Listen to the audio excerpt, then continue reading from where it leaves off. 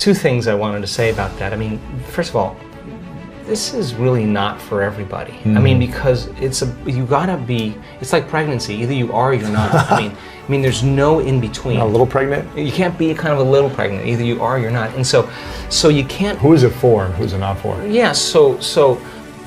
What I found is that when I started studying spontaneous remissions, it was for people who had reached the end of their emotional belief, where there was no longer any answers. The doctors gave up on it, had nothing else to do, right? And so they changed everything about themselves. And some of them were physicians, It's just going like, wow, well, what have I been doing? But now, fast forward to today. I mean, in an age of information, ignorance is a choice. I mean, you got so much information. You don't need a doctor, you don't need a teacher, you don't need a priest or a minister to gain information. You don't need an authority, right? Technology gives us the very quick information. So now people are informed. 20 years ago, a doctor said, do you have this health condition? You believed it. Yeah, and not only that, you signed on the dotted line, you got the treatment or the surgery.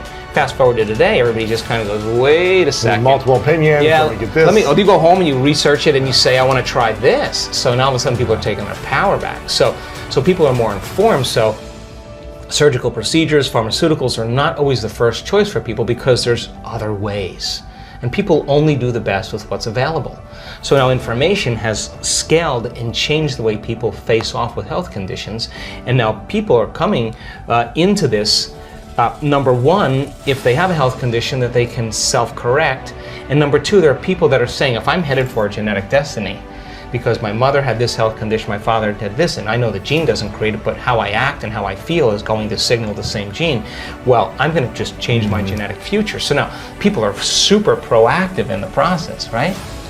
So that's point number one. But point number two is that if you start realizing that this is actually possible, and I can tell you that without a doubt it is, because we were talking before we started, the things that I'm witnessing. I mean, if in the beginning it was just like a person got a little better, they felt a little this, a little that, their food allergies went away, but then all of a sudden we're talking about, in our last event, 2 people with stage 4 cancer, completely reversed. Wow. A woman with a very serious neurological disorder, they couldn't even name it. Crutches, the whole bit, left the event, no crutches. Well, how does she do that? Well, let me ask you a question. If she doesn't look like a movie star and she's not buffed and young and attractive and successful, she's just like a normal person, and you listen to this person's story, and there's 1,000 people listening to that story, you're going to scratch your head and say, wow, if she can do it, so can I. And just like, an infection spreads amongst a community that creates disease, health and wellness can be as infectious as disease. Right. So do I use it? Yes, but not in the way that people think. Like, I'm not interested in success. I've had it. I know that that's an important element. I think success is a side effect of who you are. But what am I after? I'm after making a difference in the world. I want people to become empowered. So my rehearsals, my meditations, and connecting are all about the next thing that we can push the envelope for. In other words, if that person healed themselves of that health condition and this person healed themselves, is it possible for that person to heal another person? And if they can heal that other person, which is now happening, is it possible to heal somebody on the other side of the planet? But you just have to build the model and then come up with the science to be able to piece it together. And science, turns out, is the language to help to demystify that process. So I now know, without a doubt, if you give people sound scientific information, and every time they learn something new, they're adding new connections in their brain. That's what learning is. Wow. And if they can begin to pay attention for just 1 hour, now they're causing jungles of neurons to be able to organize as a platform of understanding. If I say to you, now turn to the person next to you and explain what I said, and we do this in our events, if you can turn to the person next to you and explain what you said, you've wired it in your brain. What's the relevance of that?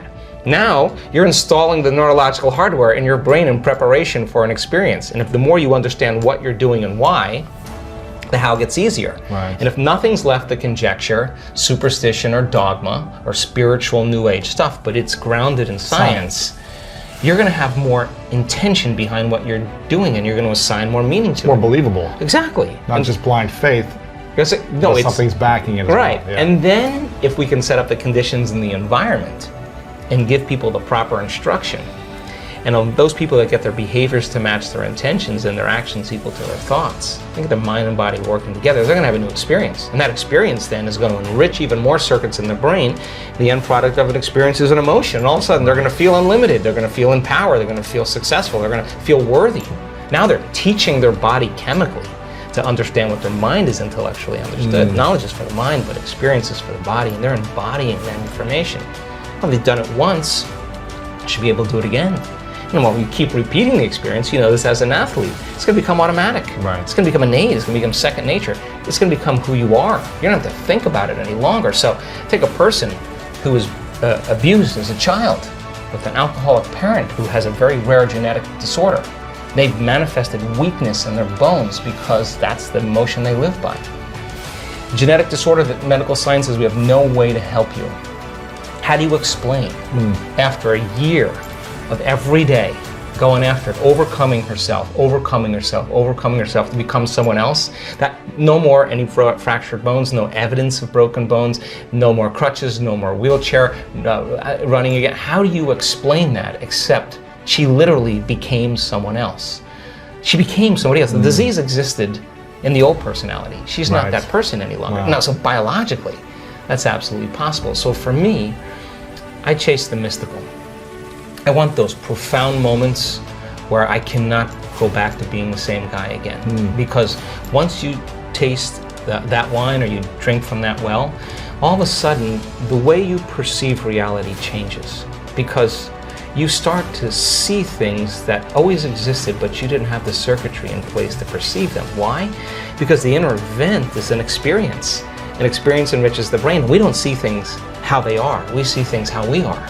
So as you begin to change your circuitry, you're going to perceive more of reality. And why? Because we probably perceive 1% of reality. So how do we begin to fully engage, right? So for me, none of that matters. None of that veneer stuff matters. What matters is the essence. What matters is, am I making a difference in the world?